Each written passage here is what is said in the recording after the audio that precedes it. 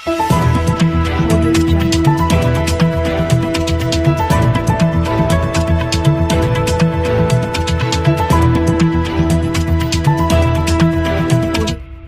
News channel पर जो भी वक्ता ने कहा वो उसकी अपनी राय है, जिसकी पुष्टि नेशन न्यूज इंडिया नहीं करता। 3 बार की पार्लियामेंट मेंबर भी रह चुकी हैं और इस समय अनुसूचित जाति जनजाति आयोग में सदस्य के रूप में जो है शोषित पीड़ित वंचित समाज की आवाज बन के काम कर रही हैं। हमारे चैनल पे सबसे पहले आपका स्वागत है मैडम।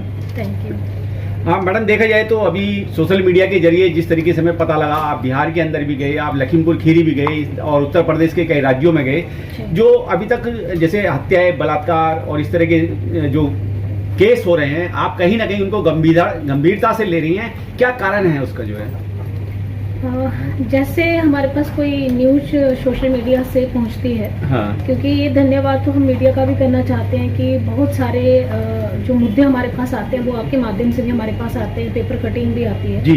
और जैसे ही न्यूज़ हमारे पास आती है, टैग हमको करते हैं, तो हमें लगता है कि यहाँ गलत हो रहा है और इनको इंसाफ मिलना चाहिए और हम दिला सकते हैं, तो मैं इमीडिएटली एक्शन लेके वहाँ पहुँचती हूँ। पहले हम नोटिस करते हैं और जब जवाब आ जाता है और फिर भी लगता है कि हमें जाना चाहिए, मैं जाती हूँ। अभी हाल ही में हम बिहार में गए थे और बिहार में जो अम्बेडकर छात्रावास महेंद्रू में है, वहाँ पे गोली चलने की घटना हमारे सामने वो प्रकरण आया था और वो थमने का नाम नहीं ले रहा था, जिस तरीके से सोशल मीडिया पे वायरल हो रहा था। फिर मैंने डिसाइड किया, हालांकि मेरा लखीमपुर खीरी और इधर साइड पे सब कार्यक्रम थे, लेकिन मैंने कहा ये हमारे देश के भविष्य की बात है और हमारे उन युवाओं का जो वहाँ पे एक जो कलम उनके हाथ में होती है, किताब होती है, पढ़ने के लिए होती है, एक नए सपने, नई उमंग लेके वो आते हैं और उस छात्रावास में जहाँ पे उनकी एक जीवन की नई उड़ान शुरू होती है और अगर उस गोलीकांड से उनके मन में दहशत हो जाएगी, वो डरने लगेंगे और पलायन करने लगेंगे, क्योंकि मेरे पास सूचना आई थी कि पलायन करने लगे हैं और बच्चे वहाँ रहना डर रहे हैं कि मेरे पेरेंट्स भी वहाँ डर रहे हैं कि आज एक गोली चली है, क्योंकि 3 बच्चों को गोलियां लगी थी, 2 जिसमें छूके निकली है और एक को गंभीर रूप से वो घायल था, जिसके गले में गोली फंस गई थी, फिर उसको एम्स रेफर करना पड़ा और अब तो वो ठीक है, खतरे से बाहर है। तभी हमने गंभीरता लेते हुए उसे देखा और मैं उन बच्चों से मिली, जाके उन स्टूडेंट से मैंने बात की कि आप ये बताइए किस तरीके से आप यहाँ पलायन बंद करेंगे और आपको क्या हमसे, मैं एक उम्मीद देने भी आई हूँ और सिर्फ उम्मीद नहीं, आपको विश्वास दिलाने आई हूँ, एक कमीशन आपके लिए, और कमीशन पूरे तरीके से ये विश्वास दिलाता है कि आप निडर होके पढ़िए, पलायन मत करिए और आप अपनी पढ़ाई को कंटिन्यू करिए। और फिर उन्होंने कहा कि मैडम हम मतलब रहेंगे, लेकिन अगर रहें किस तरीके से, जहाँ से हमको एक डर लग रहा है कि आज गोली चलिए कल भी चल जाएगी, अगर प्रशासन हमारा साथ नहीं दे रहा है। फिर मैंने पूरा आश्वासन दिया उनको कि आप बिल्कुल पढ़िए और प्रशासन से भी हमने बाद में मैंने मीटिंग की, उनसे कहा कि आप कैमरे लगा दीजिए और कैमरे भी वॉइस होने चाहिए जिसमें आवाज आए, ताकि बच्चों को ये लगे कि अगर कोई आ रहा है तो आप कैमरे वॉच करेंगे। और एक बात और बीच में है कि लाइट चली जाती है और वो कैमरे वर्क नहीं कर रहे हैं, जैसे उन पे एक आरोप लगा था बच्ची को लेके, तो कैमरे हैं, फुटेज है, आप दिखाइए, आपने हमें बहुत बता दिया और बच्चों पे आरोप सिद्ध कैसे करोगे जब आपके पास कोई फुटेज नहीं है। हमने कहा कि आप कैमरे लगाएंगे, साथ में उसमें इन्वर्टर की भी व्यवस्था होगी ताकि वो लाइट बंद भी हो और वो कैमरा कंटिन्यू चलता रहे। और बाद में हमने फोर्स भी वहाँ पे लगवा दी सरकार से कह के। मैडम, देखा जाए लखीमपुर खीरी की बड़ी दर्दनाक घटना थी, 2 बहनों के साथ में बलात्कार हुआ, निर्मम उनकी हत्या की गई और दर्शाया गया कि उन्होंने फांसी लगाई है। आप उस परिवार से भी मिले, उस परिवार की जो मुखिया हैं, उन बच्चियों की माता जी हैं, उनसे आपने मिलके उनका दर्द साझा किया। उस दर्द के विषय में अगर बात की जाए, थोड़ा सा हमारे दर्शकों को उसके बारे में भी बताइए। मैं, ये सत्यता है, मैं गई वहाँ पे और उनकी फैमिली से मैं मिली हूँ और मैंने वहाँ भी स्पॉट विजिट किया जहाँ पे उन बच्चियों को लटकाया गया था, हैंग किया गया था और वो जगह भी देख के थोड़ा सा हम लोग भी डर गए थे, एकदम से बिहड़ बिराना जैसा लग रहा था। और वहाँ कैसे पहुँचे होंगे, कैसे विनम्र उनकी हत्या की, उसकी हम निंदा भी करते हैं और हमने सरकार से वहाँ मांग भी की है, प्लस एसपी और डीएम से कहा भी था कि वो, क्योंकि फास्ट ट्रैक कोर्ट का इमीडिएटली एक्शन होते हुए उसी में अब केस चलेगा और चार्जशीट सबमिट करते ही मुझे उम्मीद है उसमें फांसी की सजा होगी। और जहाँ तक हमें लग रहा है कि फांसी की सजा होगी, मैंने फैमिली से बात की, फैमिली ने एक ही बात मुझे बार बार बोली कि हमें मुआवजा भले मत दीजिए, हमें एक ही बात चाहिए कि जैसे मेरी बेटी को कवर खोदने के लिए जेसीबी और बुलडोजर चले हैं, क्या उनके घर में कब बुलडोजर चलेंगे? मैं उनका वो दर्द समझ पा रही थी कि जो नाजुक बच्चियां 13 साल की और 16 साल की जो अभी नाबालिग थी, क्या क्या सपने पेरेंट्स के होते हैं, माँ बीमार है, वो एक सहारा थी। और मैंने उनको ये आश्वासन दिया कि अगर गैर कानूनी तरीके से उनके घर बने होंगे तो उन पे बुलडोजर भी चलेगा। उसमें पूरा आश्वासन हमने दिलाया। और बाकी प्रशासन से उन्होंने कहा कि उन्होंने अब हमारा पूरा साथ दिया है और वो पूरा अंदर किए हुए हैं। 6 के 6 अपराधी अंदर हैं और जल्दी फांसी की सजा की भी मांग है, पूरी होगी। मैडम, जिस सीट पे आप बैठे हैं, देखा जाए तो तकरीबन इसको एक कांटों का ताज कहा जाता है और बहुत बड़ी जिम्मेदारी वाली बात है। और कहीं ना कहीं आप जो है उन सारी जिम्मेदारियों का बड़ी बाखूबी निर्वाह कर रहे हैं। अभी और कुछ मामले थे जो हमारे संज्ञान में आए, तो आप अपने मुखर बताएं तो ज़्यादा अच्छा रहेगा। उत्तर प्रदेश में अभी बहुत सारी घटनाएं हुई हैं, आप कहीं ना कहीं उन घटनाओं से वाकिफ रहे हैं और गए हैं, तो कौन कौन से ऐसी जगह रही जहां आप पहुंची और जहां आपने जाके जो है कार्रवाई की है? हाँ बिल्कुल, मैं गई हूँ, जहाँ मुझे घटना की जानकारी मिलती है वो मैं जाती हूँ। हाँ, लेकिन जो आपने कहा कि एक ये मुकुट है और कांटो भरा है, और मैं हमेशा एक बात बचपन से सीखते आई हूँ, पापा ने भी कहा कि जहाँ पे आपको लगता है कि बड़ा कष्टदायक है और आपके लिए कोई कांटे भी बिछाता है, तो उन कांटों को कांटे मत समझो, उसको फूल समझ के आगे बढ़ते जाओ। और मैं इस दाज को फूल समझ के ही अपना रही हूँ। हाँ, हर उसमें आपको डिफिकल्टी आती है, आपको चैलेंज होते हैं, आपके सामने बहुत सारी ऐसी कठिनाइयाँ आती हैं जिसका आपको सामना करना पड़ता है, लेकिन कोशिश होती है उसको सामना करके मैं आगे बढ़ूँ। मैं बदायूं में भी गई थी, मैं जौनपुर में भी गई थी, बहुत सारी जगह पे जहाँ गलत कहीं भी कुछ भी होता है, लेकिन यहाँ पे एक संतुष्ट हमें बात इसलिए भी लगती है, एक तो मानसिकता है उसको बदलना पड़ेगा, लेकिन सरकार के रवैयों को देख के 1 घंटे के अंदर ही FIR हो गई और उसमें 4 एकदम से अपराधी पकड़ लिए जाते हैं, तो वहां पे ये लगता है कि सरकार ठीक काम कर रही है।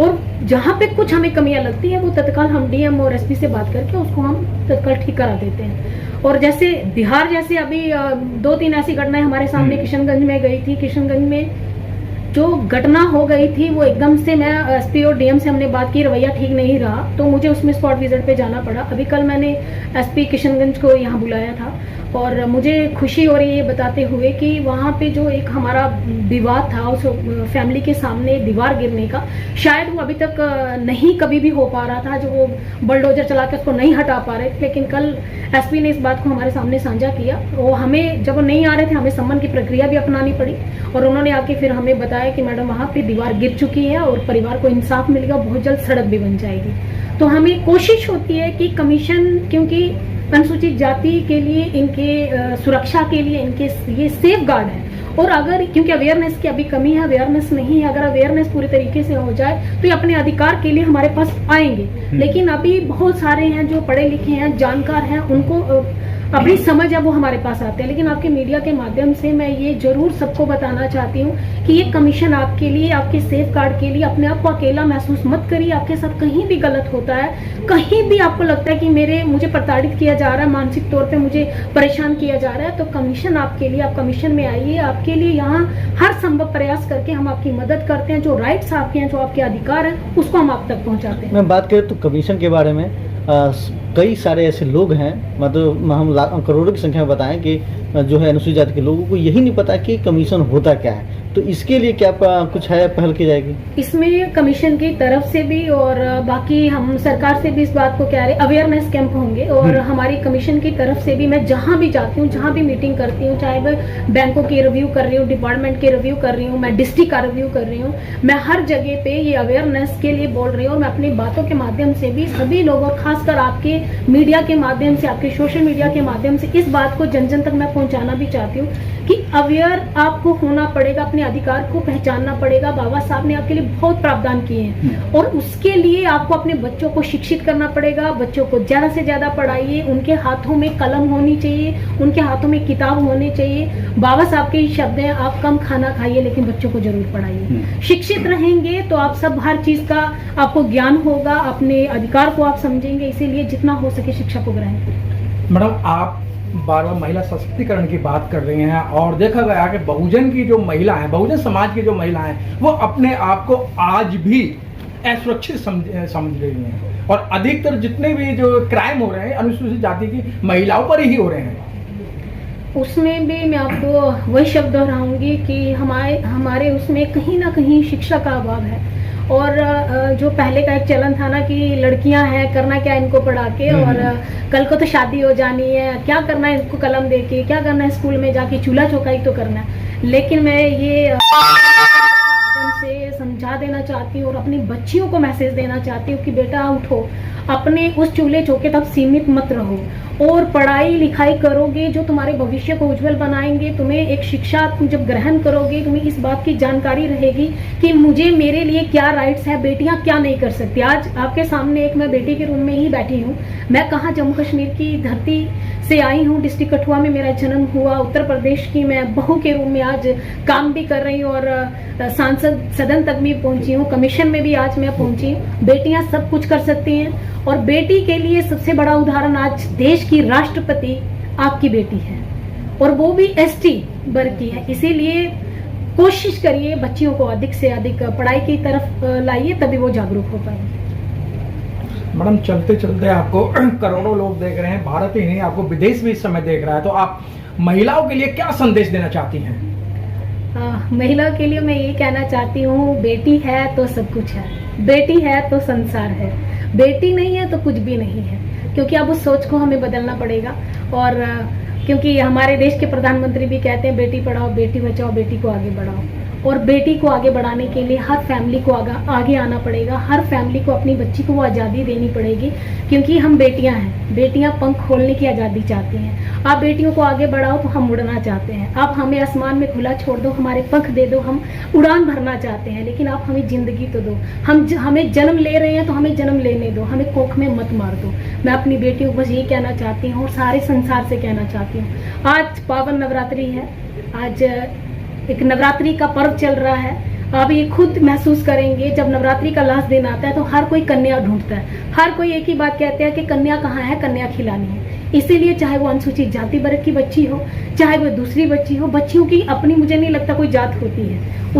इसीलिए बच्चियों को आगे बढ़ाइए, बच्चियों को आगे लेके चलिए और बच्चियों को खूब पढ़ने दीजिए।